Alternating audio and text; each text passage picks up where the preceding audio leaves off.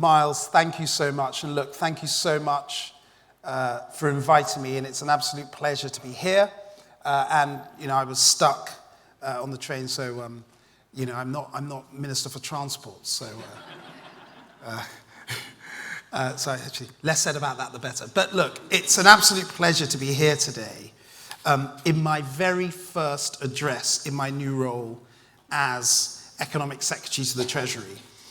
Now, most people here, by virtue of the fact that you're here in the industry, you have some appreciation about how significant financial and professional services are. The first point I wanted to make, financial and professional services. This is all an ecosystem that all works together, whether it be a lawyer, whether it be a PR firm, whether it be an accountancy business, whether it be a bank, whether it be a hedge fund, whether it be a private equity business, etc. And that ecosystem is what in the UK is so special and what we have to protect. And it's particularly vital that I've come here in Manchester to make this first address, because one of the difficulties about being the city minister and promoting financial services in this country is that too many people don't realise that 2/3 of the people who work in this sector work outside London. It is a significant growth opportunity outside London, even more than it is inside London. And I think that being in Manchester, I hope that you will appreciate the need for me to show that, not just making speeches, but my own physical presence going all over the UK, and it's something that I'm very determined to do in my time in this role.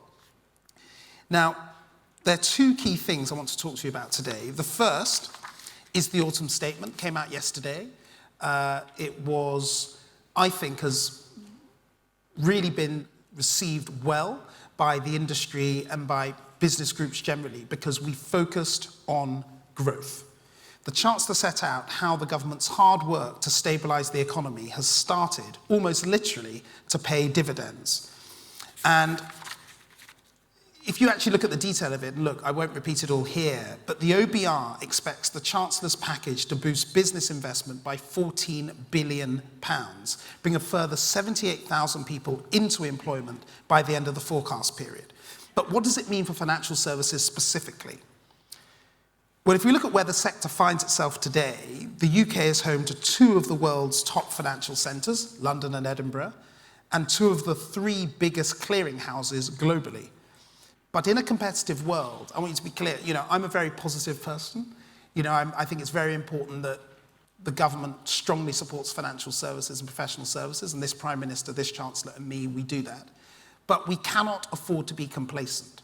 And that's why our reform agenda that we started last year in the Edinburgh reforms, pushed forward over the summer at Mansion House, and strengthened again yesterday at the autumn statement, is so vital, because it will preserve and enhance the UK's position as one of the world's greatest financial services hubs.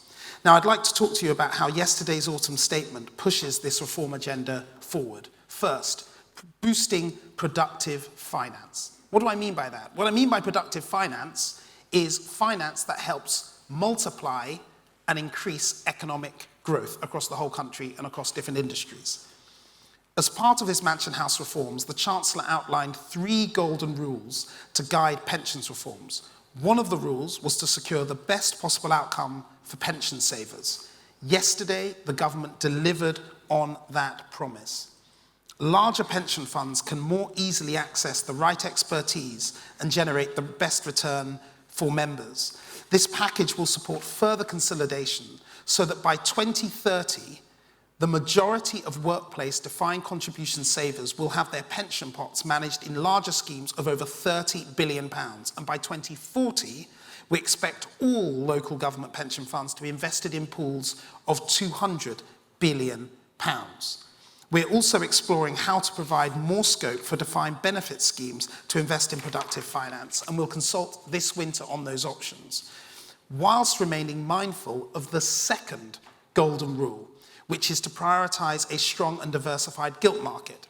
And finally, to support the deployment of pension scheme capital into the UK's most promising high-growth companies.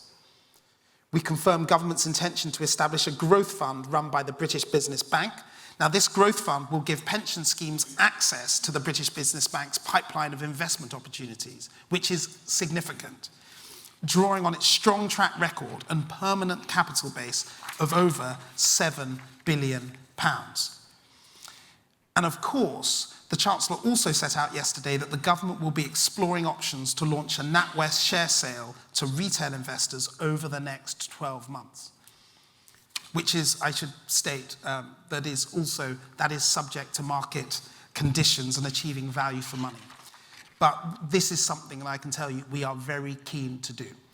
And it will not only further our efforts to fully return NatWest to private ownership, but it could also promote retail share ownership and support the future of UK's capital markets through a landmark transaction.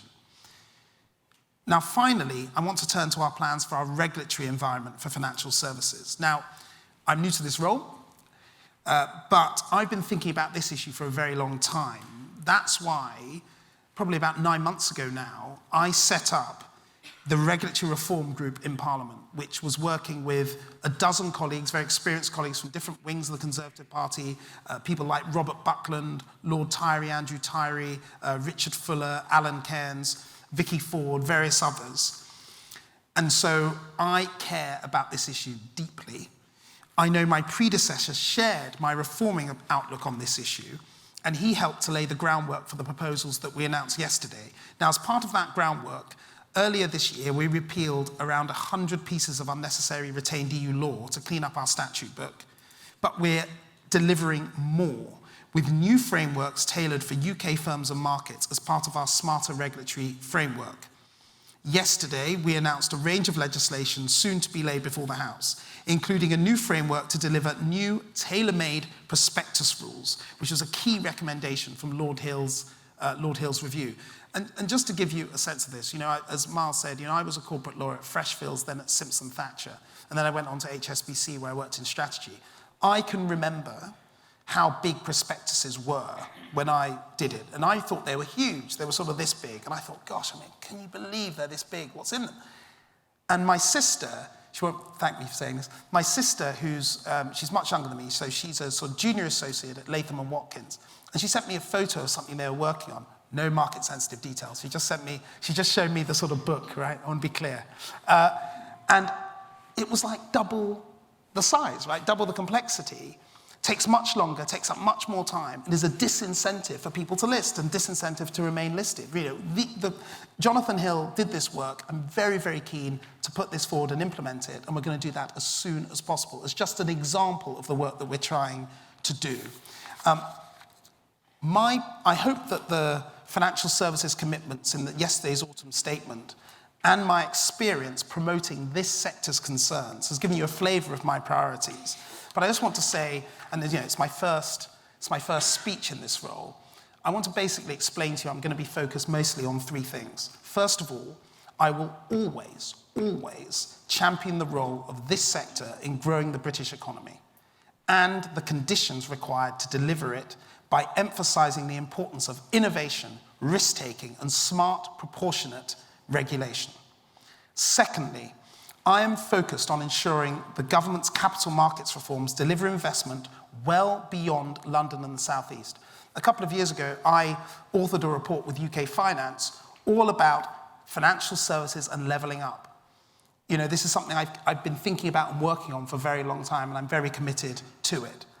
And finally, I will safeguard the UK's position as a global financial centre by delivering a well-calibrated regulatory framework and making sure that our regulators deliver on their objectives, which are now, for the first time, going to be focused on growth and competitiveness as secondary objectives. Make sure they deliver on that and play their proper role in facilitating it. Now, look, I appreciate that I've skipped across a lot of ground, so it's worth me summarising why.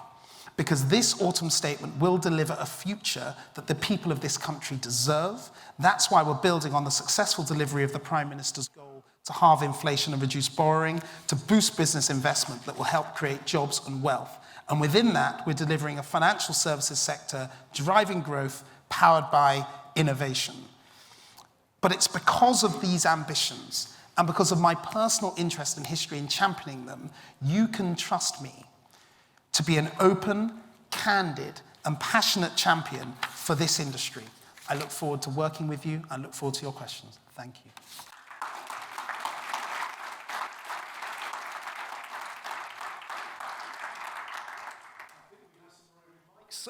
Any questions for the Minister? Or is everybody too shy? No? Well, I'll kick off with one in that case. Go for it. Take chair's privilege. So thanks very much for setting that out. It's great to hear the commitments that you've made. Where do you see the international dimension here? So the appetite to work with the UK that we saw in the US on a recent visit we had there is enormous to deepen what's already the most successful financial services relationship in the world. And also the fact that there is going to be quite a lot of change in the EU politically, which may lead to a continuing thawing of relationships there. How do you see your role in moving those relationships forward? So, good question. So if we take the rest of the world and then Europe separately. So in terms of the rest of the world, I think there is, you can never do enough engagement, right? Whether that be within this country or externally.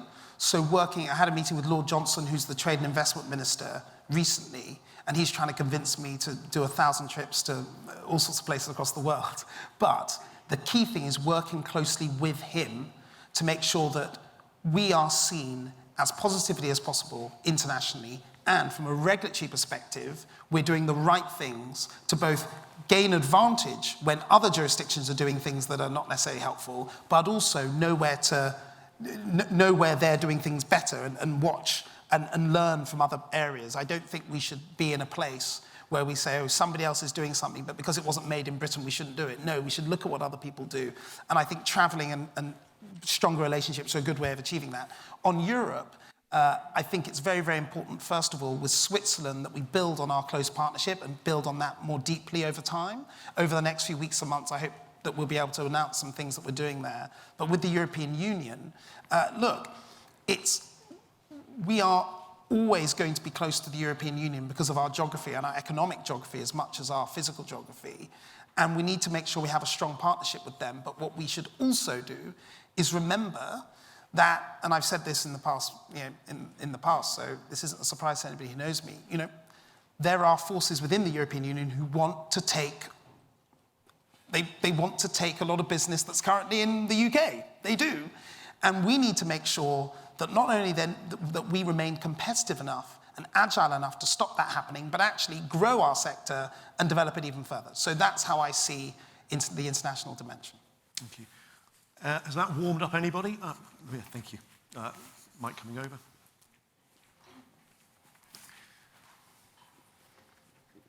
Bim, thank you for the overview. That was really helpful. Would love to hear a little bit more in terms of, you talked about the regulators and, striking the balance between enabling innovation, but also effective risk management. Do you mind just sharing a little bit more in terms of the response you've had from the regulators and whether they share a similar vision to what you described? Very good question. So far, the truth is, in a week, we've just been focusing on the autumn statement. So, I'm seeing a lot of our regulatory friends next week. So I haven't had a chance to engage them directly. But what I can, in this role, I can say over recent months, as part of the regulatory reform group, engaging with Nikhil Ratti, head of the FCA, Sam Woods, head of the PRA, I've seen the governor of the bank as well, and many others. And they have been positive about the need to have a smarter, simpler regulatory framework. They understand the need for that. They understand the frustrations that many people in the industry have. And I think that the tough bit is working out how we get to a better place, right? And so they understand the need. Intellectually, they get it. The question is, how do we achieve that? And that's what I'll be working on with them. But I'll just say something else just before I come to your question, sir, which is, I think culturally, it's important that we don't put all the blame on the regulators. I accept, as having talked about regulators a lot, that our industry itself needs to be aware that what we need to do is we need to be as front-footed as we can, always looking to take risk and innovate in a proportionate way and make sure that we don't, particularly big players, don't fall into the trap of seeking to maintain the status quo because it's comfortable. We've always got to be thinking, how do we make the UK more competitive, grow faster, be more dynamic, and not to think, oh, right, well, things are okay, let's just leave it. So I think that the industry also has a role to play in achieving those aims. Thank you. I know, Minister, you've got a very hard stop at 2 o'clock, so can I ask everyone to thank Bim Afolami for those comments? Thank you. Not at all. Thank you.